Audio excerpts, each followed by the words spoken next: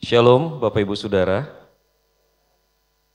Bagi Bapak Ibu Saudara yang merayakan, izinkan saya mengucapkan Sinian Kuaile, Kongsi Fatsai, Senti Cian Kang, Wan Serui, Nian Nian Yu Yu, Hejia Bin An. Itu kurang lebih artinya dilarang merokok Bapak Ibu Saudara. Banyak orang yang menyalah tafsirkan Kungsi Fatsai itu sebagai ucapan selamat tahun baru. No, it is not. Kungsi Fatsai itu dari kata kungsi dan Fatsai. Kungsi itu artinya selamat, congratulation, Fatsai itu artinya semoga kaya. Jadi orang Tionghoa itu ucapan selamat tahun barunya adalah Sinian Kuaile. Selamat tahun baru, semoga banyak rezeki, Senti Cian Kang. Artinya semoga tubuh kita tetap sehat, Wan Serui. Semoga semua masalah bisa diselesaikan. Nien nien, yuyu, tiap tahun selalu berlebih atau berlimpah. Hecia, seluruh rumah tangga. Pinan, artinya seluruh rumah tangga mengalami damai. Saya pikirin doanya orang Tionghoa mestinya jadi doanya kita semua Bapak Ibu ya. Kenapa? Karena itu sih yang menurut saya paling kita butuhkan di dalam kehidupan kita. Kita butuh banyak rezeki, ya. Kita butuh tubuh tetap sehat karena percuma banyak rezeki kalau ternyata uangnya habis ngalir buat berobat, begitu Bapak Ibu Saudara. Lalu kemudian kita butuh hati yang penuh dengan damai, ya. Kita butuh hati yang penuh dengan damai karena bagaimanapun apa yang kita rasakan akan mempengaruhi mungkin seluruh tubuh kita. Itu yang disebut dengan psikosomatis, begitu Bapak Ibu Saudara. Bagaimana kondisi psikologis mempengaruhi kondisi tubuh kita. Hari ini Bapak Ibu Saudara, saya akan berbicara mengenai satu hal yang saya alami, yang saya praktekkan dari tahun 2013. Saya berharap apa yang saya sharingkan akan memberkati Bapak Ibu Saudara sekalian. Kita berdoa terlebih dahulu, ya, kita berdoa. Bapak Surgawi, kami datang menghadap tahta suci-Mu, bersyukur, berterima kasih buat kesempatan yang Tuhan beri. Kami rindu Roh Kudus membuka hati dan pikiran kami untuk memahami kebenaran-kebenaran yang mungkin berbeda dari apa yang selama ini kami pahami. Tuhan tolong kami untuk bersikap akademis, Tuhan tolong kami untuk benar-benar terbuka pada kebenaran, baik kami, baik hamba-Mu yang menguraikan maupun jemaat Tuhan, saudara-saudara hamba-Mu yang mendengarkan penguraian. Biarlah kami boleh memiliki hati dan telinga seorang murid yang sama-sama mau belajar dan mau menerapkan kebenaran firman-Mu. Terima kasih ya Bapa, ini seru doa dan permohonan kami angkat naikkan dalam nama Yesus. Haleluya, amin. Ya Bapak Ibu Saudara, tema kita hari ini cukup unik. Saya merasa ini adalah sebuah kesempatan yang jarang dan pembahasan tema yang jarang. Restoring Healthy Life, memulihkan kembali kehidupan yang sehat. Saya berpikir kenapa ya, mungkin karena banyak dosen UKP, staf UKP yang sakit-sakitan. Semoga enggak ya begitu Bapak Ibu Saudara. But first of all, saya mau membagikan pada Bapak Ibu tanpa bermaksud bragging. Saya ingin membagikan pada Bapak Ibu, why me? Kenapa harus saya yang menyampaikan ini? Bapak Ibu Saudara, ini ya. Oke. Bapak Ibu Saudara, saya adalah instruktur atau coach tersertifikasi untuk weight loss and lifestyle management. Jadi sejak 2013 sampai hari ini, Bapak Ibu Saudara, saya masih berpraktek secara profesional sebagai orang yang melangsingkan orang lain. Menggemukkan juga boleh, begitu Bapak Ibu Saudara ya. Dan saya tersertifikasi untuk itu. Nah Bapak Ibu Saudara, alasan kenapa saya terlibat di dalam pelayanan ini adalah karena di tahun 2013, papa saya terserang stroke, pecah pembuluh darah di otak bagian belakang, dan sejak saat itu lumpuh total sampai meninggalnya beliau 7 tahun 2 bulan kemudian. Bapak Ibu Saudara, sebagai seorang rohaniwan tentunya saya berdoa buat papa. Saya bergumul sungguh-sungguh, saya berpuasa buat beliau, saya menyembah Tuhan, saya melakukan apa yang saya harus lakukan sebagai seorang Kristen, mengharapkan mujizat buat papa. Tapi Bapak Ibu Saudara, mujizat tak kunjung datang. Bukan mujizat tidak ada, karena sejatinya orang dengan masalah yang sama ketika saya doakan mujizat terjadi. Papa saya doakan mujizat tidak terjadi. Akhirnya Bapak Ibu Saudara, saya memutuskan untuk berdoa sedikit lebih ekstrim. Setelah bertahun-tahun kemudian saya melihat papa yang gagah, terbaring lemah tidak berdaya. Bapak Ibu Saudara perlu tahu ya, dada papa saya itu bidang, leher papa saya itu pendek. mirip Tyson, begitu ya. Dan papa saya petarung di jalanan, memang tukang berkelahi. Dia praktisi jujitsu sampai dia punya cucu, masih mempraktekkan jujitsu. Jadi papa saya cenderung bulky gitu ya Bapak Ibu Saudara ya, dedek kayak roti bantat. Nah Bapak Ibu Saudara, papa saya bertahun-tahun kemudian lemah, terbujur tidak berdaya, saya berdoanya berubah. Tuhan, saya tidak mengerti apa yang Tuhan mau buat papa, tapi kalau Tuhan mau sembuhkan tidak mustahil. Dalam nama Yesus saya mohon Tuhan sembuhkan. Tidak sembuh. Tuhan tidak sembuh. Mungkin Tuhan mau ambil papa. Tuhan ambil. Tidak apa-apa. Yang penting papa tidak menderita. Tuhan tidak ambil. Sampai 7 tahun 2 bulan kemudian. Papa meninggal dengan tenang, dengan perpisahan. Ada waktu bagi kami berpisah. Dan itu perpisahan yang manis antara kami, mama dengan papa. Bapak Ibu Saudara, saya kemudian menyelidiki, kenapa sih di tahun 2013, kenapa papa mengalami hal ini? Dan penyelidikan saya Bapak Ibu Saudara, jadi papa saya itu ditangani oleh salah seorang profesor bedah batang otak terbaik di Indonesia. Dan profesornya ini malah bilang, kalian anak-anak yang baik, ngomong sama kami berempat. Kalian anak-anak yang baik, tapi saya mau jujur sama kalian. Secara keilmuan, kalian sudah mendapatkan papa sudah mendapatkan penanganan terbaik. Secara teknologi, rumah sakit ini memiliki teknologi terbaik untuk bedah batang otak. Kalau kamu bawa papamu ke Jepang, ke Cina, ke Hong Kong, ke Singapura, ke Jerman, ke Amerika, pengobatannya, tekniknya sama. Mesinnya sama. Saya menyesal harus mengatakan kepada kalian bahwa sampai sejauh ini pengetahuan manusia mengenai penyakit ini baru sampai titik ini. Jadi Bapak Ibu, saya bergumul, saya marah, saya bergumul, lalu kemudian saya mulai cari tahu, dan disitulah saya kemudian masuk ke dalam dunia herbal, vitamin, nourishment. Saya mulai belajar mengenai fisik manusia, tubuh manusia. Sebelumnya sempat belajar karena kami dari kecil praktisi bela diri, begitu Bapak Ibu Saudara. Saya belajar bela diri dari umur 8 tahun, just the way my ancestor did, begitu Bapak Ibu Saudara. Jadi kami belajar. Akhirnya Bapak Ibu Saudara, saya kemudian coba untuk menolong orang lain. Saya kemudian mendapatkan gelar CHLC, Certified Holistic Life Coach. Tapi untuk bisa mendapatkan Certified Holistic Life Coach, saya harus memegang 2 sertifikasi sebelumnya. Yang pertama harus berhubungan dengan olahraga, yang kedua harus berhubungan dengan lifestyle and weight management. Jadi Bapak Ibu Saudara, include di dalam CHLC itu ada teknik dan metode bagaimana menurunkan berat badan dan mengubah gaya hidup. Tapi sertifikasi bela dirinya saya minta terpisah karena Bapak Ibu Saudara, saya mengajar bela diri praktis untuk mereka yang mau keluar negeri. Begitu Bapak Ibu Saudara. Jadi Bapak Ibu Saudara, saya belajar mendapatkan sertifikasi dan Bapak Ibu Saudara, saya nggak berhenti belajar. Ini guru-guru saya Bapak Ibu Saudara, almarhum pendeta Dr. Andes Cipto Utomo, STHMA, pendeta Elian Semulyadi almarhum, Kasang, ya, yang di bawahnya itu Kasang dan Daniel Long. Lalu kemudian Bapak Ibu Saudara ada Agustinus Sufianto. Kalau Bapak Ibu di sini ada yang suka suka baca komik Kenji, Kung Fu 8 Mata Angin, dulu ada yang pernah baca itu? Oke. Jadi kalau Bapak Ibu baca komik Kenji itu ada Liu pedang emas. Itu Kenji itu kisah nyata begitu ya.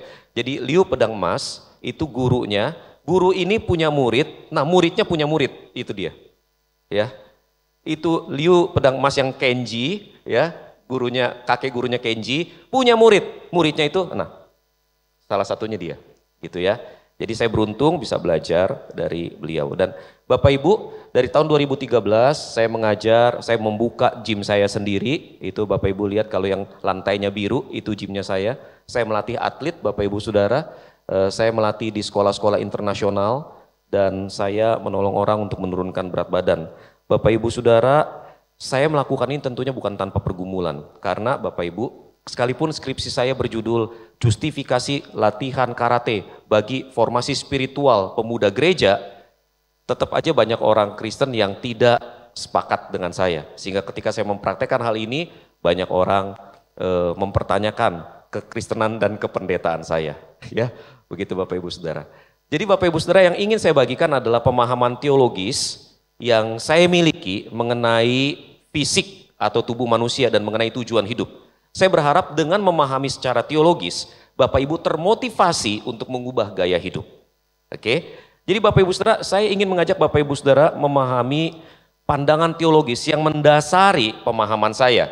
Dan saya betul-betul belajar banyak dari teologi ortodoks timur. Bapak Ibu Saudara, teologi kita sangat dipengaruhi oleh teologi di dunia barat. Teologinya John Calvin, teologinya Luther, teologinya Zwingli, teologi ini adalah teologi yang mempengaruhi kita, begitu Bapak Ibu Saudara. Tetapi ada belahan dunia lain yang secara konsisten mempertahankan pemahaman teologisnya selama lebih dari 500 tahun. Sebelum skisma besar terjadi, sebelum skisma besar kedua terjadi. Jadi skisma besar yang pertama adalah perpecahan antara Katolik dengan Protestan. Skisma besar yang pertama adalah perpecahan antara dunia barat, gereja barat dengan gereja timur. Gereja barat, Katolik, Bapak Ibu Saudara, kemudian mengalami perpecahan lagi kedua kali yang disebut dengan skisma besar yang kedua. Tapi Bapak Ibu, dan tentu saja ada banyak perubahan teologis di dalam perpecahan-perpecahan tersebut. Sementara saudara-saudara kita yang memeluk keyakinan ortodoks itu tidak mengalami perubahan banyak, Bapak Ibu Saudara.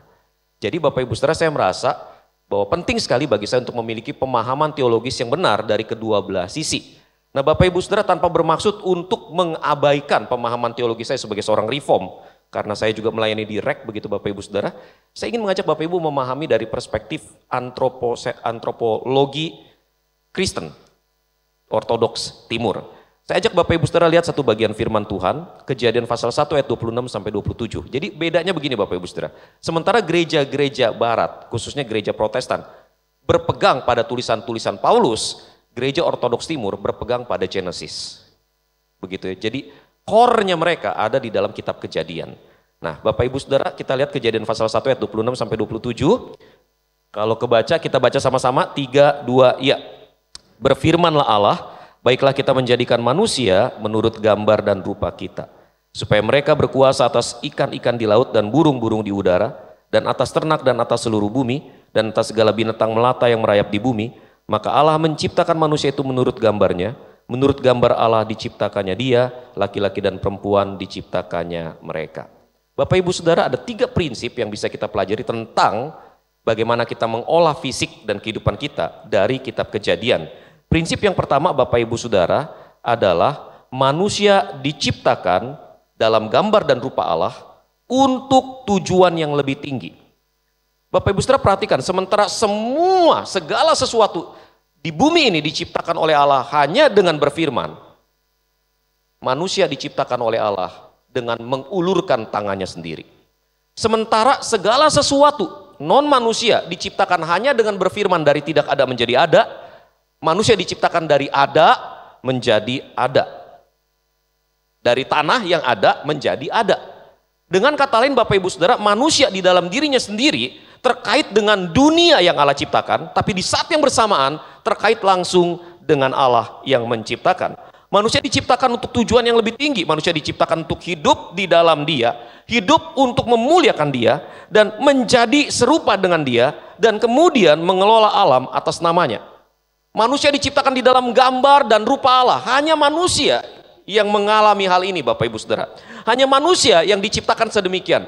Manusia diciptakan di dalam gambar dan rupa Allah. Ada sebuah keterkaitan yang erat antara manusia dengan Allah. Sehingga kemudian Bapak Ibu Saudara, manusia harus hidup di dalam Allah. Hidup untuk memuliakan Allah. Dan menjadi serupa dengan Allah. Tujuan ini Bapak Ibu Saudara yang dipertahankan di dalam kitab Perjanjian Lama. Terus sampai kitab Perjanjian Baru. Setelah kita diselamatkan di dalam Tuhan Yesus Kristus, Alkitab dengan jelas mengatakan bahwa kita diciptakan terus-menerus diperbaharui untuk menjadi serupa dengan gambar Khaliknya.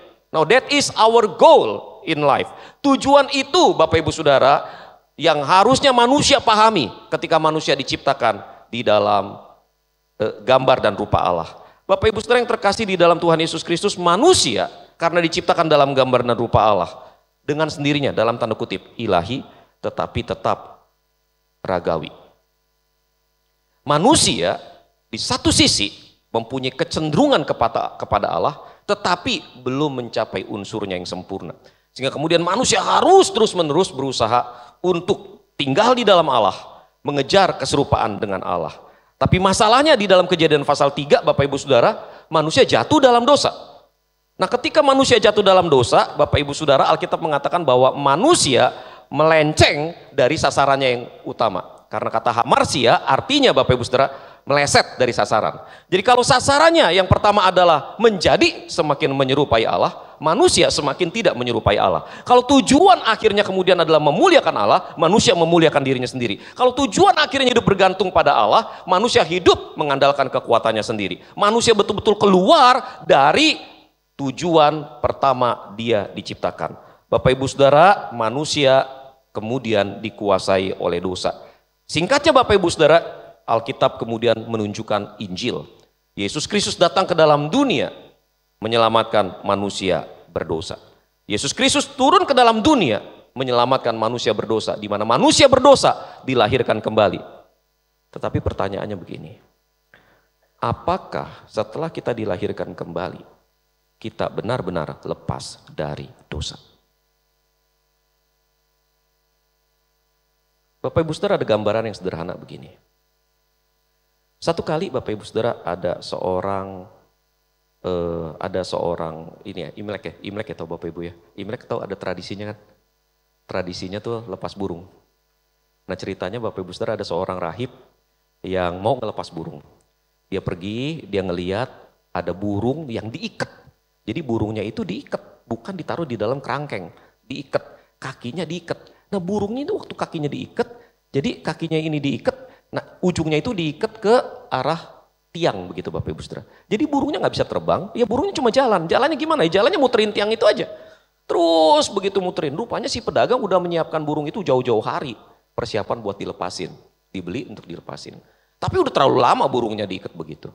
Nah, waktu si rahib ini beli itu burung, si rahib itu bilang, ayo lepasin burungnya. Dilepasinlah sama si pedagang. Terbang gak tuh burung? Enggak langsung terbang Bapak Ibu Saudara. Enggak langsung terbang. Itu burung muter dulu. Kenapa? Karena ada kebiasaan. Bapak Ibu pernah lihat gajah?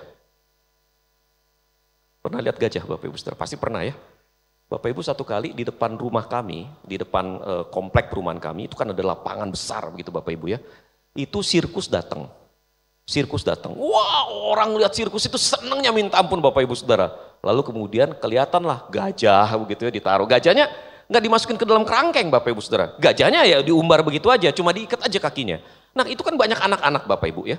Saya kaget ketika ngelihat itu gajah diikat sama tali rafia. Saya langsung protes sama yang piara gajah. Mas, ini gimana mas? Kok pakai tali rafia? Apa enggak nanti tiba-tiba lari lalu kemudian dia bisa injek anak orang? Ini lapangan loh, lapangan terbuka. Oh tenang aja pak, nggak bakal dia lari. Udah diikat tali rafia, aman itu katanya. Loh kok bisa aman? Sini pak saya ceritain prosesnya. Jadi proses gini, waktu dia masih baby elephant, dia kan tenaganya gede. Diikat sama rantai. Mau tetap aja nggak bisa lari begitu Bapak Ibu Saudara. Begitu dia tambah besar, dia udah capek kan berontakan. Begitu dia tambah besar, rantainya tetap. Dia berontak lagi, tetap nggak bisa lepas. Tambah dia besar, dia udah bohwat. Mentalnya udah kena. Talinya, rantainya diikat sama tali tambang yang gede. Dia berontak, tetap nggak bisa.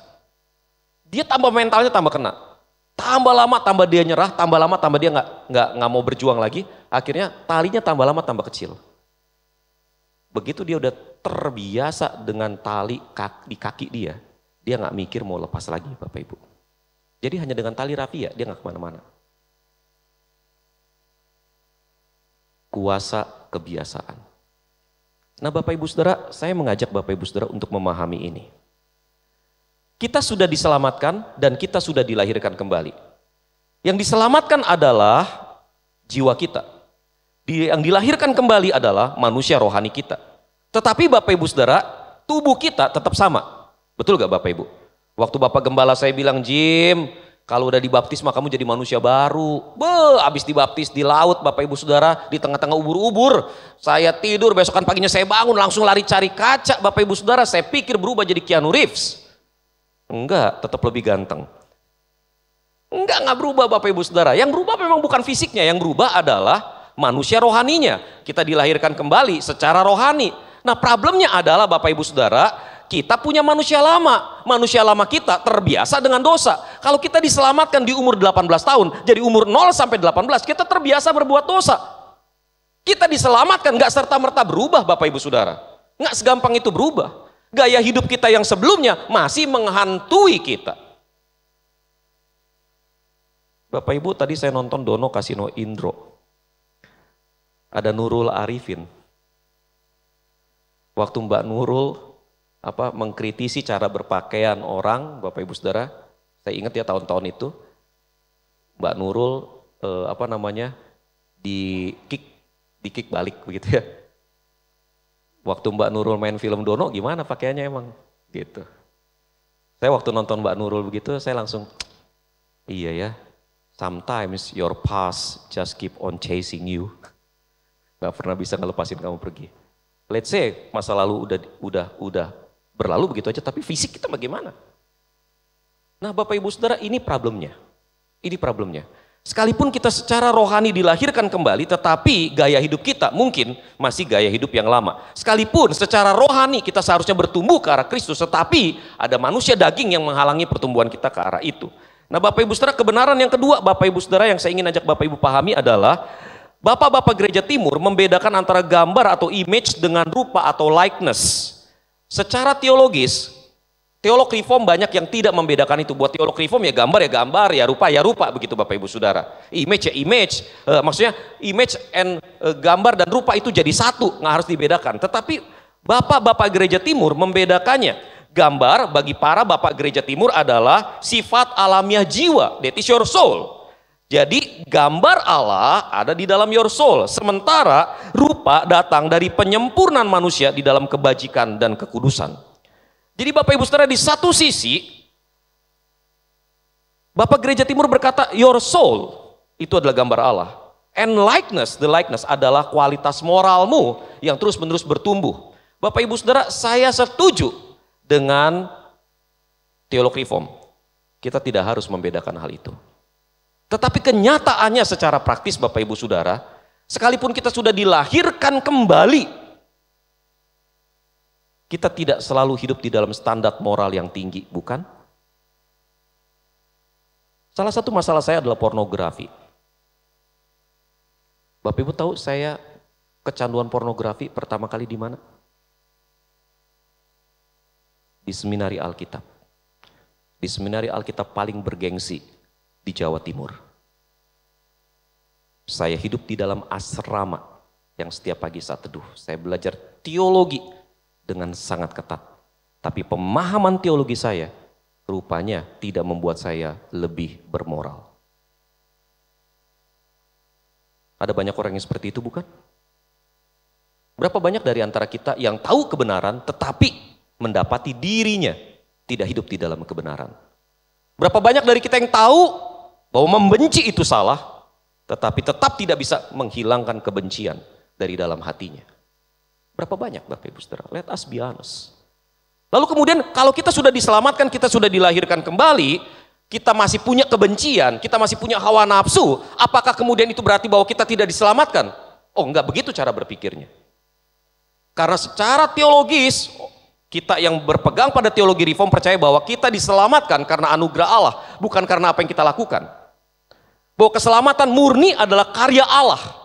Kita diselamatkan karena Allah mau menyelamatkan kita, karena Allah mau melahirkan kita kembali, bukan karena usaha kita. Nah jika demikian Bapak Ibu Saudara, maka kesalahan kita, ketidakberdayaan kita seharusnya tidak mengubah apa yang Allah sudah kerjakan di dalam diri kita. Tapi sekalipun demikian, apakah itu menjadi sebuah excuse bahwa kita boleh terus berdosa? Ya jelas enggak Bapak Ibu Saudara. Karena kalau kita memang sudah dilahirkan kembali, kita tentunya punya kerinduan yang dalam untuk menyenangkan hati Allah. Kita punya kerinduan yang dalam untuk terus mencintai Allah. Kalau kita nggak punya kerinduan itu sama sekali, pertanyaannya, lu sudah lahir baru belum? Jadi Bapak Ibu Saudara, kita hidup di dalam ketegangan ini. Bahwa Bapak Ibu Saudara, di satu sisi kita sudah dilahirkan kembali, jiwa kita sudah diselamatkan, tetapi di sisi yang lain kita masih harus bergumul untuk mengejar sebuah kualitas diri yang jauh lebih baik. Itulah sebabnya Bapak Ibu Saudara, gereja mula-mula sangat terkagum-kagum pada imitasio Christi. Itu sebabnya Bapak Ibu Saudara, di pertengahan abad begitu orang kagum sama imitasio Christi. Karena itu yang kemudian menjadi goal hidup kekristenan kita. Kita harusnya mengejar kesetaraan, keserupaan dengan Kristus. Nah Bapak Ibu Saudara, kebenaran yang ketiga adalah tujuan jiwa adalah memerintah tubuh dengan segala kedagingannya, sedangkan tubuh harusnya mengikuti kehendak jiwa. Jadi Bapak Ibu Saudara, ini yang diyakini oleh para bapak gereja timur, bahwa jiwa diciptakan untuk memerintah tubuh, dan tubuh seharusnya tunduk pada jiwa. Nah masalahnya begini Bapak Ibu Saudara, ketika kita membiarkan diri kita dikuasai oleh dosa, maka yang dipuaskan adalah kedagingan kita. Betul Bapak Ibu Saudara? Yang dipuaskan adalah kedagingan kita. Kita tahu apa yang baik, tetapi kita memutuskan untuk terus memuaskan kedagingan kita. Itu sebabnya Bapak Ibu Saudara, kita selalu kalah. Kita selalu hidup di dalam kedagingan. Dan masalahnya ketika kita hidup di dalam kedagingan, kedagingan selalu mengekspresikan diri di dalam daging-daging lainnya. Jelas? Nah Bapak Ibu Saudara, dengan kata lain, tujuan akhir kita seharusnya adalah menjadi semakin menyerupai Kristus. Dengan cara apa? Dengan cara memikul salib supaya kita hidup semakin menyerupai Dia. Pikul salib, kuasai dagingmu, biarkan jiwamu memerintah dagingmu, dan jadilah semakin menyerupai Kristus. Nah Bapak Ibu Saudara, ini membawa kita pada tujuan pengelolaan berat badan dan gaya hidup secara rohani. Paulus katakan begini Bapak Ibu Saudara dalam 1 Korintus 9 ayat 26 sampai 27. Sebab itu aku tidak berlari tanpa tujuan, dan aku bukan petinju yang sembarangan saja memukul, tetapi aku melatih tubuhku dan menguasainya seluruhnya, supaya sesudah memberitakan Injil kepada orang lain, jangan aku sendiri ditolak. Bapak Ibu Saudara, kata aku melatih tubuhku itu dalam bahasa Yunaninya mengandung pengertian I beat up my body to blue and black. Saya jadi, tiap waktu saya lihat ini ya, saya jadi ingat waktu saya diajarin latihan low banteng, begitu Bapak Ibu Saudara. Kalau Bapak Ibu pernah badannya memar ke toko obat Cina, beli arak gosok low banteng begitu.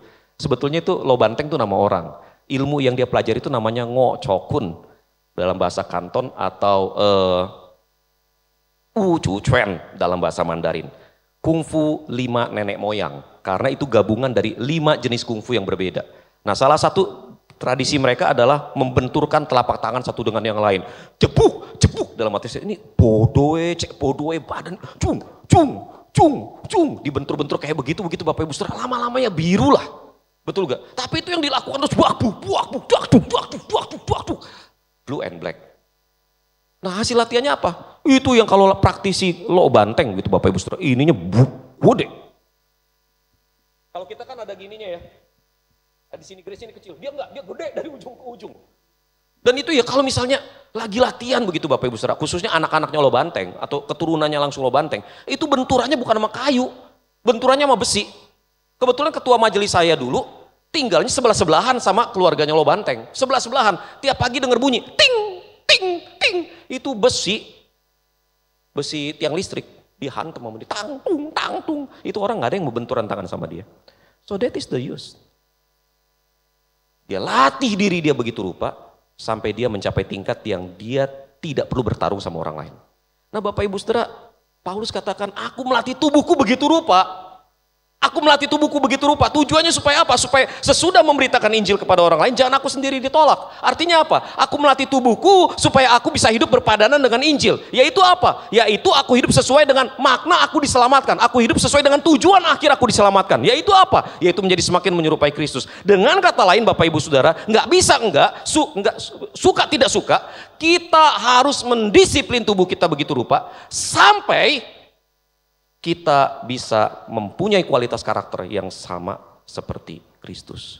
Disiplin tubuh itu yang nggak bisa, yang selalu diabaikan di dalam pelajaran teologi reform. Kita nggak punya itu. Bapak Ibu Saudara, sampai di titik ini saya melihat bahwa olahraga adalah bagian tak terpisahkan dari sebuah tujuan rohani. Saya stop sampai di sini, sebentar aja. Yuk sekarang yuk kita lihat diri kita sendiri. Sehat atau sakit? Ideal atau tidak ideal? Ya, yuk kita lihat diri kita sendiri. Sehat atau sakit?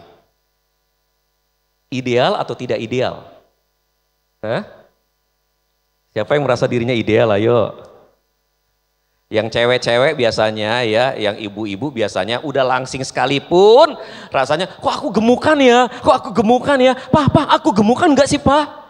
Papanya bilang, enggak, Ma, udah langsing, Ma. Enggak, ketoy aku gemukan nih. Dibilangin sampai bebusa tetap nggak percaya. Tapi yang cowok mau krempeng bagaimanapun setiap kali ngaca mesti begini. Mau gendut bagaimanapun, cowok selalu merasa sterek. Cewek selalu merasa gemuk, gitu ya. Cewek udah ideal selalu merasa tidak ideal. Cowok tidak ideal selalu merasa ideal. Kenapa saya mengajukan pertanyaan ini? Sehat atau sakit? Kalau sakit, pertanyaan saya, masa iya Anda tidak bisa men-trace back latar belakang sakit Anda? Bohong. Orang namanya kena stroke, orang namanya kena jantung, orang namanya kena diabetes. Itu semua berakar dari gaya hidup enggak sih? Ayo makan paling akhir jam berapa ayo? Ngaku? Loh, sekarang penemuan terbaru, mau makan jam 9 malam, jam 10 malam, enggak masalah. Asal paginya olahraga. Masalahnya kan kebanyakan dari kita, makannya malam-malam, ya toh, paginya enggak olahraga. Saya ditanya sama orang, wih Pak Jimmy kok kalau makan daging babi itu ya, kok kayaknya doyan banget ya, apalagi kalau makan daging panggang, kayaknya doyan banget ya. Enggak takut gemuk ta. Ya gue malam ini makan berapa kilo, besoknya kalori gue bakal berapa kilo kalori men. Jadi ada masuk harus ada keluar. BAB aja gak cukup. Loh tapi saya gerak juga loh Pak Jimmy, saya gerak juga loh Ko Jim. Saya gerak juga, geraknya apa toh Bu? Nyapu, nyuci piring, ngepel, halah. Yang masuk itu loh berapa gram. Ya toh, yang masuk daging BPK, babi panggang karonya setengah kilo, 500 gram. Ya toh, tapi nyapu cuma 32 kilo kalori, kagak nututi. Ya toh, belum lagi ibu-ibu punya kebiasaan emotional eating. Halo, tahu emotional eating? Nonton Korea. Dimarahin sama atasan. Aku ya kerja. Pasti nggak bener aja kerjoku. Emotional eating. Saya juga punya kecenderungan emotional eating. Jadi kalau saya tingkat stresnya mulai tinggi, tuh Sisi tahu. Ngapain sih? Ngopi saya. Sehari bisa 5 kali. Well kita semua punya kelemahan-kelemahan semacam itu. Tapi gini loh Bapak Ibu. Yang dimasalahkan orang itu selalu, aku kok gemukan ya. Orang datang ke saya tuh selalu begini, Pak Jimmy saya mau langsing dalam waktu 3 bulan 10 kilo bisa gak? 20 kilo juga bisa Bu. Bisa, 3 bulan 20 kilo, bisa. Yakin, jamin. Selama Anda ngikuti program saya dengan baik, jamin. Gitu. Tapi saya langsung ngajukan pertanyaan begini, kenapa mau turunin berat badan? Kebanyakan orang turunin berat badan karena dia gak suka sama badan dia. Loh kalau Anda tidak mencintai diri Anda, bagaimana mungkin Anda bisa mempertahankan hasil kerja keras Anda yang Anda dapatkan setelah 3 bulan bekerja keras? Bisa gak? You don't like yourself. So the problem is never your weight. The problem is your brain. Kalau cuma mau kelihatan cantik, sorry, udah cantik efek bouncing. Ngerti maksudnya? Udah nih, udah 3 bulan, wah jaga pola makan, kerja keras. 3 bulan kemudian, wih.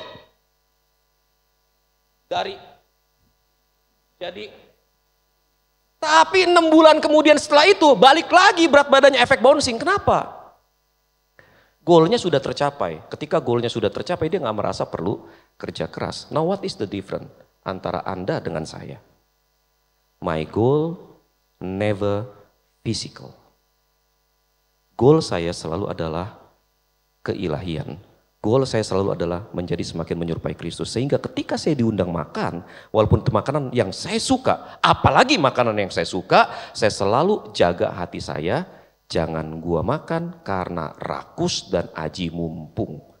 Karena itu menunjukkan saya tidak punya penguasaan diri, dan itu menunjukkan bahwa my soul has been defeated by my flesh.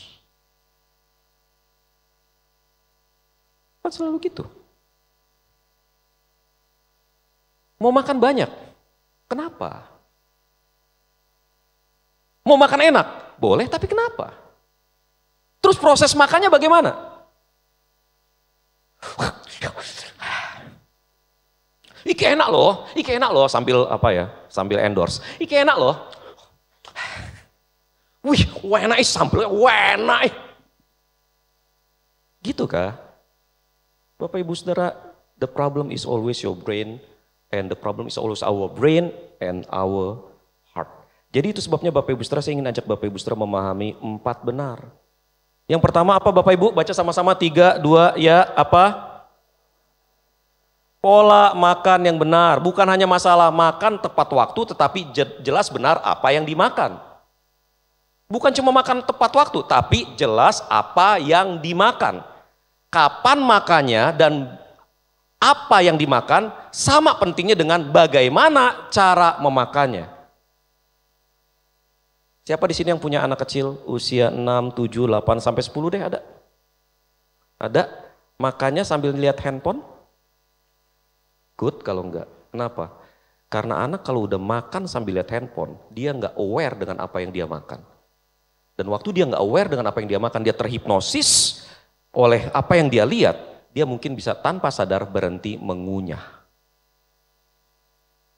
Siapa di sini yang hobi nyetir atau yang, siapa di sini yang bisa bawa mobil tapi nggak suka bawa mobil? Suka stres gitu kalau naik mobil, apalagi kalau macet ada? Ada ya, bapak-bapak, ibu-ibu kalau bisa nyetir, lalu kemudian suka stres gitu waktu nyetir, perhatiin deh, berhenti gak nafasnya? Perhatiin. Tin. Dia nggak nafas. Pas begitu udah lewat, kenapa? Ada sesuatu di luar yang membuat dia terhisap ke sana. Sama prinsipnya, anak kebanyakan nonton, waktu dia makan, terhisap. Jadi Bapak Ibu Saudara, bagaimana makan itu juga benar, itu penting. Apa yang dimakan, kapan makan, bagaimana makan, perhatikan itu baik-baik ya. Saya nggak akan jelaskan panjang lebar, nggak bakalan buka rahasia dagang. Yang kedua, pola istirahat yang benar Bapak Ibu Saudara. Apa? Bapak Ibu sama-sama pola apa? Pola istirahat yang benar. Bapak Ibu tidur yang mestinya berapa jam? Berapa? 12 jam? Itu tidur apa kebluk? 8 jam Bapak Ibu Saudara, tidur lama-lama nggak cari duit lah ya toh. Tidur 8 jam. Tapi masalahnya begini, ada orang-orang yang nggak bisa tidur 8 jam, ada orang-orang yang kurang 8 jam, ada orang-orang yang 8 jam pas. Bukan itu problemnya Bapak Ibu Saudara, bukan berapa lama, tetapi how deep your sleep was. Bisa aja tidurnya 8 jam tapi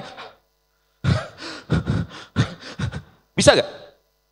Itu mah sama kayak orang gak tidur. Tapi ada orang-orang yang tidurnya cuma 5 menit. Tentara khususnya. Kalau saya ngajar bela diri itu yang saya ajarin. Gimana caranya bisa dapat istirahat maksimal di tengah-tengah kecapean. Atur pola nafas. It is not about sleeping, it is about resting. Jadi mari belajar punya istirahat yang tepat. Saya kasih tips ya, yang ini nggak ada hubungannya sama rahasia dagang. Jadi gini Bapak Ibu Saudara, kalau Bapak Ibu Saudara sudah kerja 90 menit, berhenti. Kalau Bapak Ibu sudah kerja 90 menit, berhenti. Karena saya tahu yang terjadi sebaliknya. Bapak Ibu berhenti, nggak kerja selama 90 menit. Ya, ngobrol, gibah, ya, pas atasan lewat baru cek. Di sini nggak ada ya, nggak ada yang ketahuan. Kerja 90 menit, lalu kemudian berhenti lebih kurang 5 menit.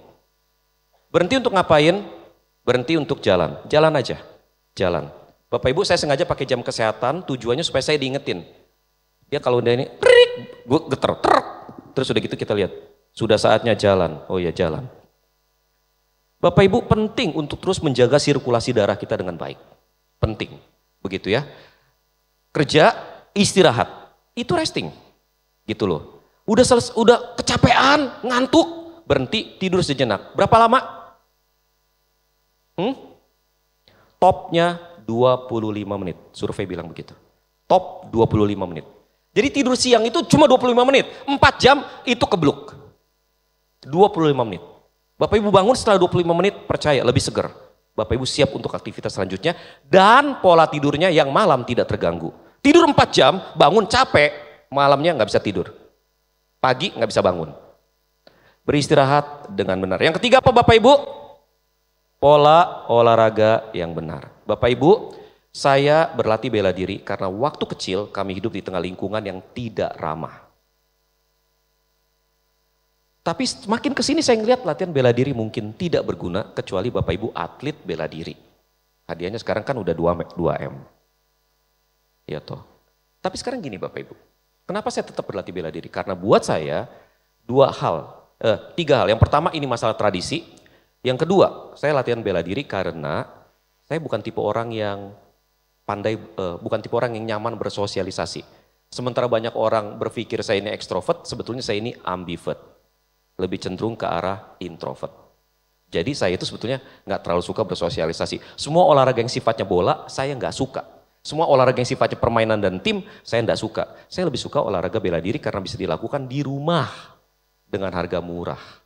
Yang ketiga, olahraga bela diri secara tradisi selalu berhubungan dengan spiritualitas. It's all about self-control. Jadi Bapak Ibu Saudara, itu alasan saya latihan. Sekarang begini Bapak Ibu Saudara, kenapa saya ngomong begini? Karena saya ingin Bapak Ibu paham bahwa jenis olahraga yang satu belum tentu cocok buat jenis olahraga belum tentu cocok buat semua orang. Bapak Ibu harus cari olahraga apa yang cocok buat Bapak Ibu, sesuai dengan kebutuhan Bapak Ibu, lalu kemudian berlatih dengan konsisten. Sekali lagi, ini masalah spiritualitas, bukan cuma masalah sehat. Masalah spiritualitas, ada jemaat kami yang, maaf ya Bapak Ibu, piansui ya, piansui gini. Nah Bapak Ibu dokternya saranin apa? Pernafasan. Lah dia bingung pernafasan bagaimana? Saya bilang Tai Chi Chuan aja. Tapi gimana dengan kondisi piansui begini? Tai Chi Chuan. Ya angkat kan masih bisa. Tarik nafas, goyangin dikit.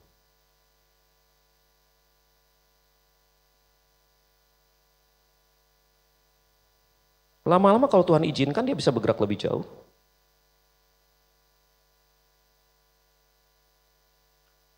Sangat sederhana. Orang berpikir Tai Chi cuma masalah gerakan lambat. Enggak, you have to use your brain. Jadi kita harus membayangkan bagaimana udara itu bergerak di tangan kita.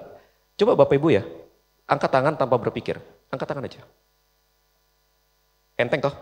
Ya, sekarang bayangkan Bapak Ibu, di tangan Bapak Ibu ada batu yang ngegelandoti masing-masing 2 kilo. Coba bayangin. Angkat. Abot. Iya. Tai Chi itu begitu.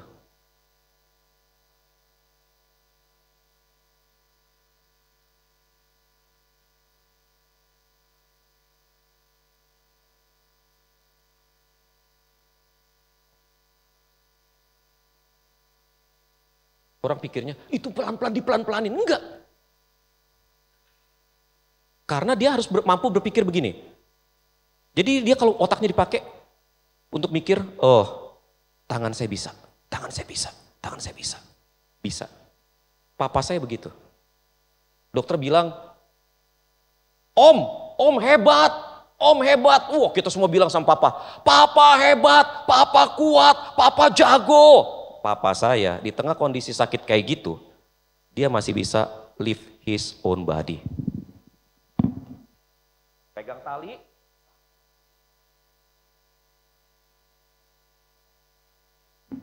Semua ahli terapi, dokter bingung lihat bapak saya. Kenapa bisa begitu? Masih bisa angkat tangan begini. Masih bisa ngelus kepala anaknya. Sampai satu hari papa saya anfal dibawa ke IGD yang pegang dokter muda. Dokter mudanya nanya sama mama saya, ini papa saya nih. Dia nanya, ini mama saya, ini papa saya di tengah-tengah. Si Om udah berapa lama tante? Oh udah 5 tahun ya. Wah 5 tahun udah kelamaan, 4 tahun aja udah gak bisa sembuh. Langsung drop bapak saya, sek sampai meninggalnya. Tapi dokter muda itu yang pertama kali datang pai-pai. Depan pusaranya papa, diam gak banyak ngomong. The power of your imagination and your brain. Kalau bapak ibu bilang saya jelek, jelek lah beneran. Saya ganteng. Nggak nolong sih tetap. Maksudnya jangan berpikir negatif tentang diri sendiri. Gitu Bapak Ibu Saudara. Dan yang terakhir, pola hati yang benar.